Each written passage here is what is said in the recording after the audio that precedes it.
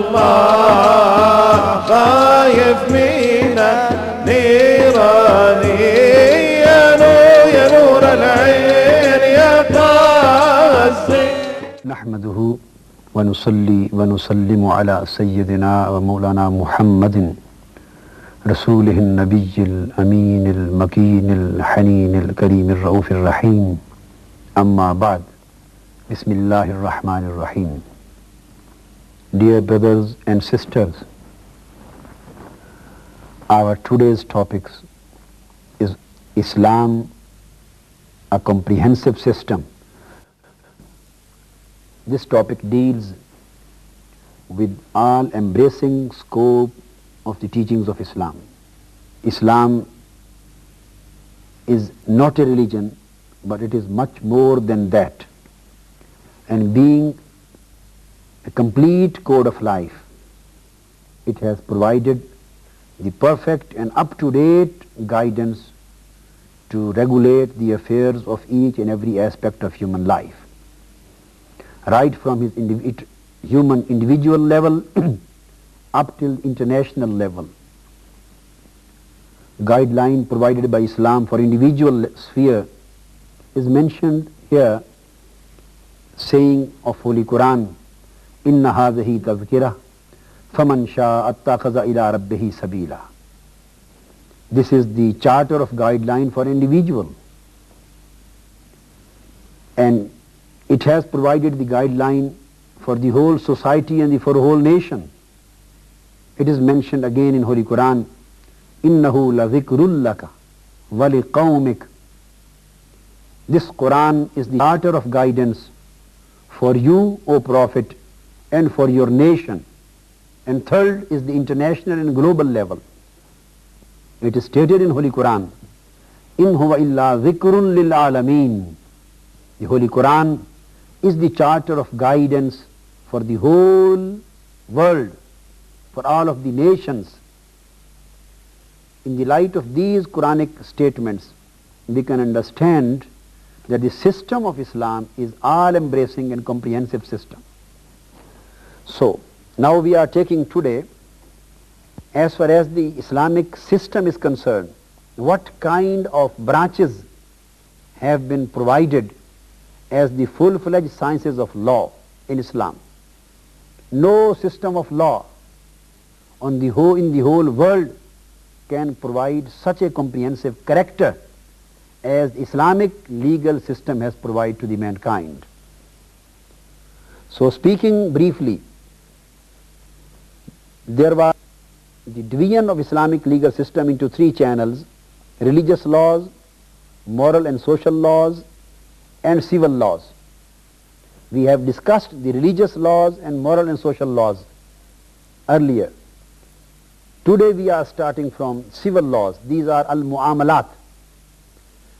When we talk of mu'amalat, Islam has given the guideline for the civil laws again into two basic spheres. One sphere is known as the sphere of tadbir manziliyah, that is the sphere of personal laws. Second sphere is the sphere of tadbir mudaniyah, that is the sphere of public laws or municipal laws. The personal laws are also known as al-munakahat.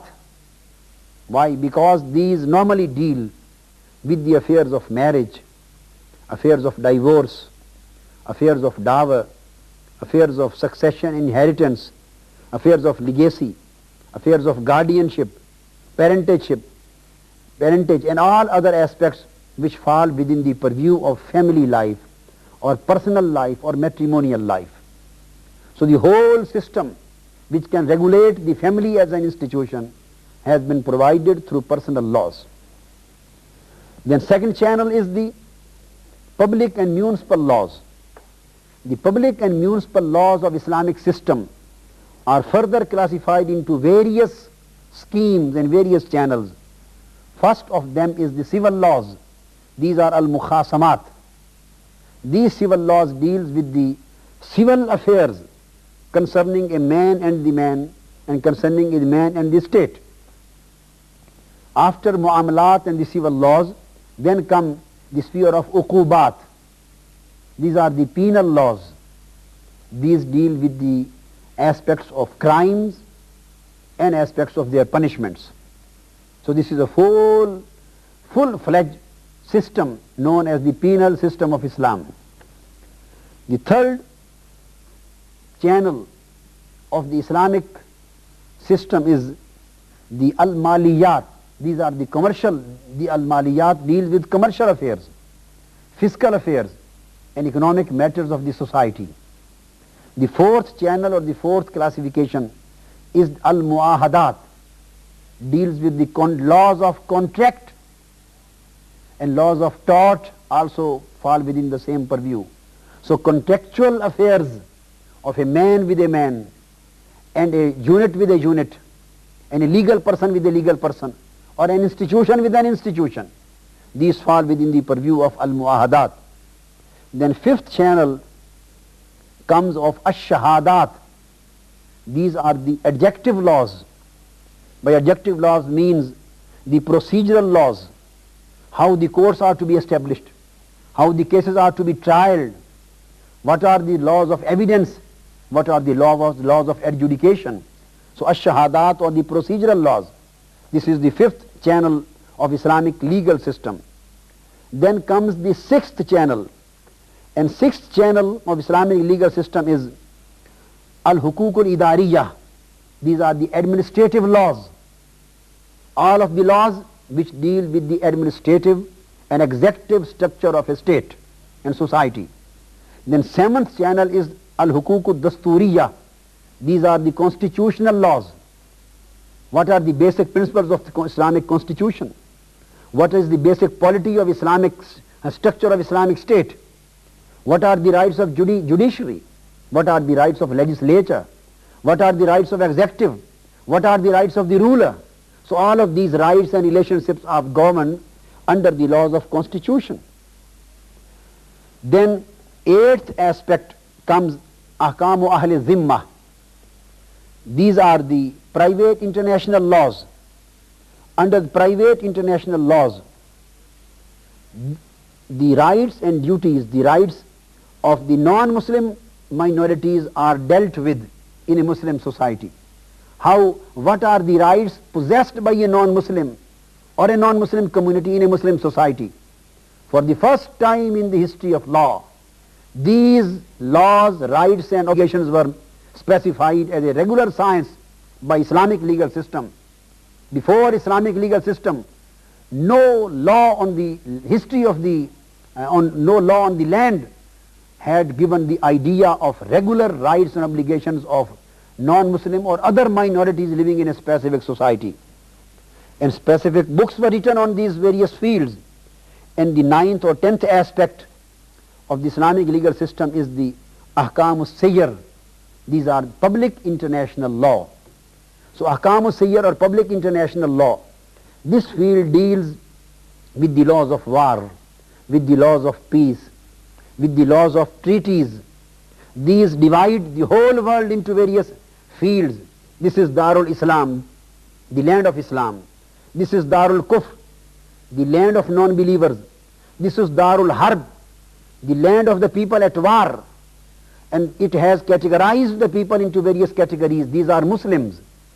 These are non-believers as kafir. And these are Ahlul Kitab. And these are Musta'min, who had been guaranteed some rights in Muslim state. And all of these laws were declared and mentioned by Holy Quran 1400 years before. We are now aware that the international law was given by Oppenheim, and these legal sciences were declared by Oppenheim and Stark and Salmond and many other Western scholars.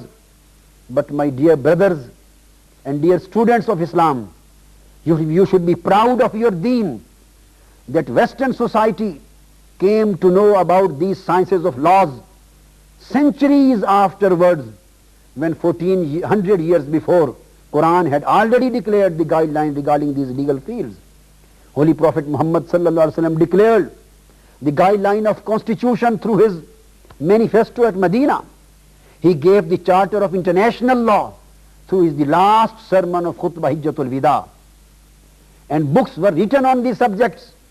Imam Abu Hanifa gave a dictation and compendium to Imam Muhammad bin Hassan Shaybani, and the name of the book was As-Sayyar al-Saghir, which dealt with the rights of non-Muslims. It was private international law.